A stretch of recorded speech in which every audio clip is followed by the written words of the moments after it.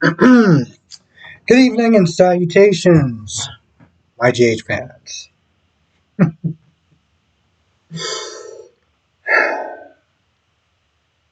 Back.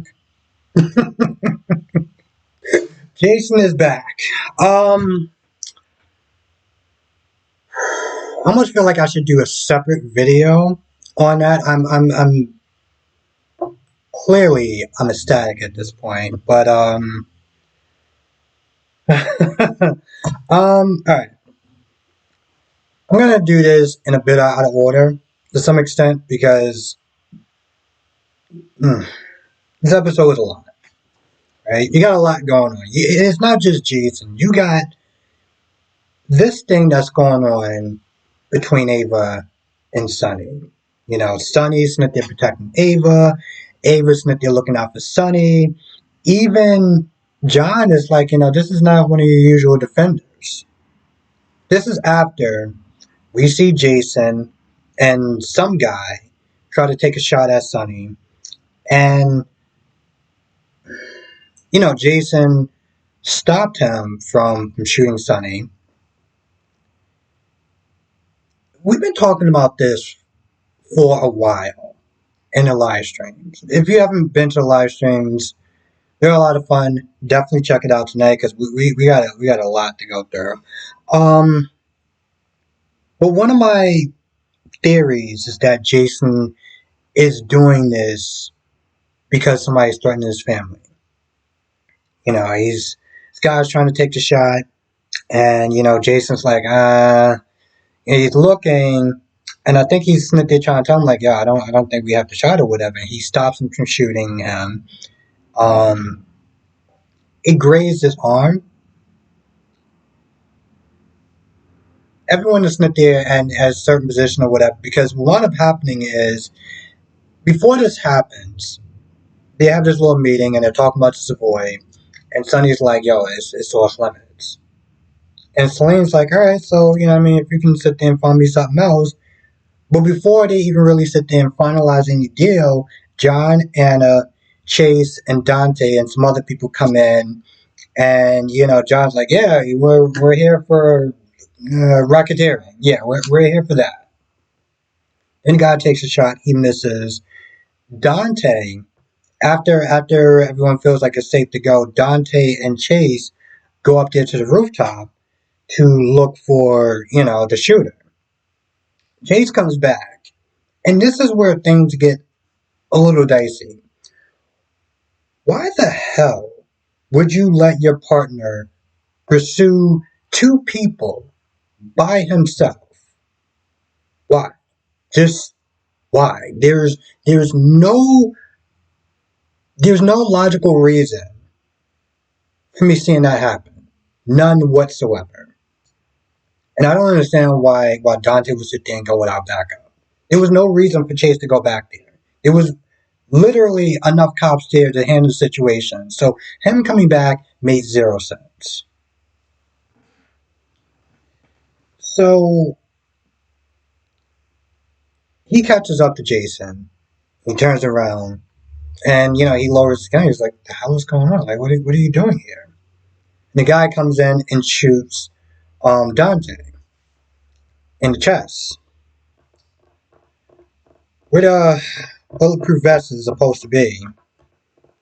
So unless the PCPD got cheap on their bulletproof vests and decided to start putting pillows there, I have no idea how it actually managed to penetrate that. I really don't. Anyway, he shoots him, and Jason is standing over him, and eventually at some point he shoots the guy. So weird actually seeing Steve twice. Because, I watched Days of Our Lives and I got to see him there also. Anyway, so he shoots him, and, he's standing over for Dante or whatever. And you see in the previews, he starts bleeding and everything like that. Meanwhile, while that's going on, you got Anna and Dante. Anna and John, and, Anna's there trying to be like, hey, listen, we're just here to help. If you do something, kind of shady, I'm going to come after you, but we're actually there trying to help.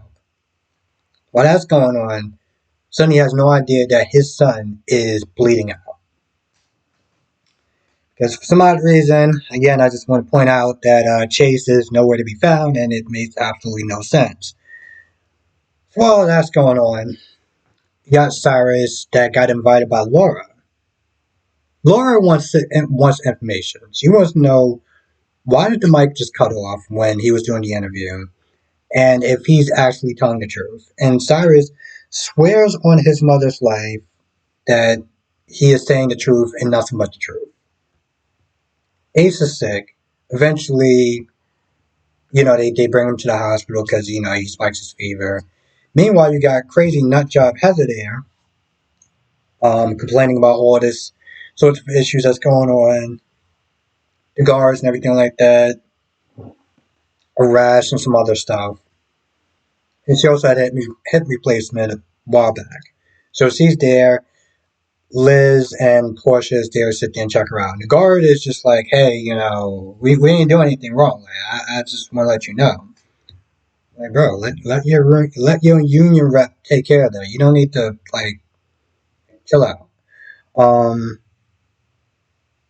at some point, Heather keeps saying, could you adjust the cops? Can you do this? Can you do that? Or whatever. I don't understand how she actually managed to get a bobby pin, but this chick is like Miss MacGyver at this point. Towards the end, you see her trying to, like, uncuff herself and everything like that. There's a point where Laura and Cyrus come in and bring in the baby.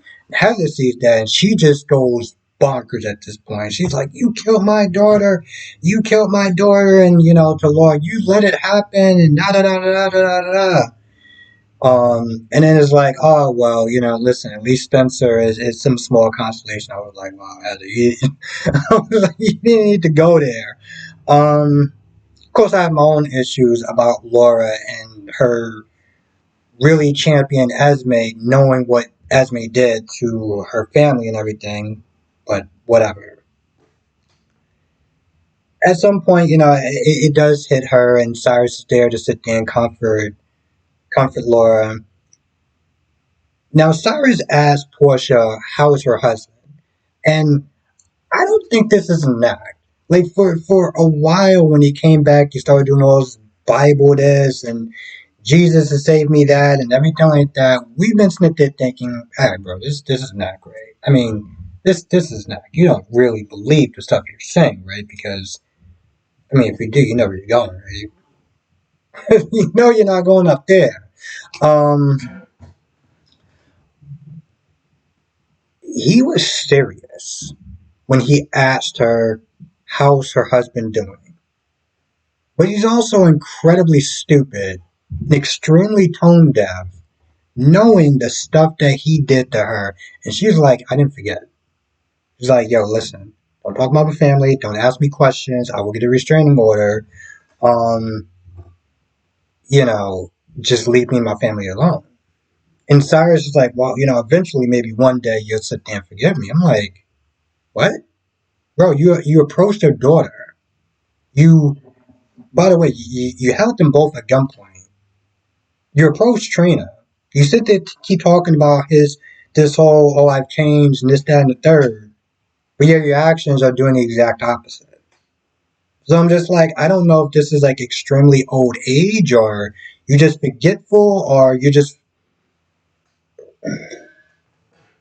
I don't know what it is, but you sound dumb as hell. You sound extremely goofy. Um, so yeah, she pretty much just like, just kick rocks, leave my family alone. Which of course, in his mind, he's just not really getting it. It's kind of annoying, to be honest. It's like, bro, I think because I feel that he's actually sincere, but I'm also feeling like you are just stupid. Like, there's no other way to sit there and put it. Um, Now, finally, the scene with Tracy and Brooklyn. Brooklyn comes clean and basically is like, hey, listen, we gotta talk about Lucy because talks about the whole blackmailing thing and that because she doesn't want to be under Lucy's thumb. She's like, hey, listen, I plan on giving the company back to Maxine. Tracy's like, oh, very proud of you. That's the quarter million way. Quartermain way, betrayal, lies, deceit. I approve. But she's also hurt because she's like, hey, listen, you just been talking about you've been having a lot of fun with me. You just been using me. Like, I mean, it's cool. It's Quartermain way, but that does kind of hurt me a little bit. Um, and she makes her a deal because she's like, hey, listen, I want you to be in this business. She's like, hey, listen, you stick it out for a while. You don't like it, I'll sell the shares back to Maxie. And they agree also to sit there and just spend some more time together, not just business wise, but just getting to know each other. And they also talk about Gregory. And I, this is where I'm just like, Brooklyn, I feel like you are giving this woman false hope. Um, because, she does talk about how Gregory does feel more comfortable with Tracy, the whole little thing that she did where he dropped the spoon and she picked it up, just not really make it a scene. And maybe on some level he does feel more comfortable. He is a lot more, because Tracy is straight to the point. She doesn't sugarcoat things. And maybe on some level that Gregory still wants to sit there and protect Alexis's feelings with Tracy, he doesn't have to do that. But I'm like, that's as far as it goes. Yes, they're just friends, but I'm like, don't sit there and try to set this woman up. Um, like this, just don't do it. Because that's what she's doing. She's like, hey, you sit there and go for it. They're just friends. They're just coworkers. I'm like, they've been spending a lot of time together. You just coming into the game now. You might want to just stop. Just stop right there. Oh yeah, the lie. Because when the raid happened, it was like, yeah, what are you all doing here? It was like, yeah, we're just talking about playing the poker game or whatever. And it's like, yo, you listen, you got a whole island. You wanna try that again? And they all just stuck to it. Um, but yeah, there is clearly something going on with Ava and Sunny. Um, which would be interesting in a sense. I mean, don't get me wrong, I'll still sit there and say it'll be a trash move if Sunny cheats on Nina with and I know technically it's not cheating because he did some divorce papers, but it's still it's yeah, it's still out of pocket, especially if he does it with Ava. That'd be real out of pocket. I mean, granted, I still to this day do not understand, and I mostly do not approve of this friendship between Ava and the woman who stole her baby. But for some odd reason, it is what it is because I don't know, just stupidity writing, I guess. But with that being said, it would still be out of pocket for her to do. So, I feel like that's pretty much about it. There's more, obviously, to sit there and discuss about this whole thing.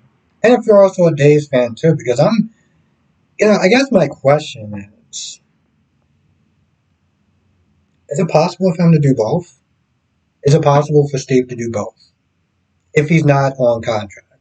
I mean, I'm assuming that they're going to get Steve a contract. I don't see why they wouldn't. But if they don't, then I guess the question is, could Steve actually be one GH in Days of Our Lives? I mean, Wally Kirk does it.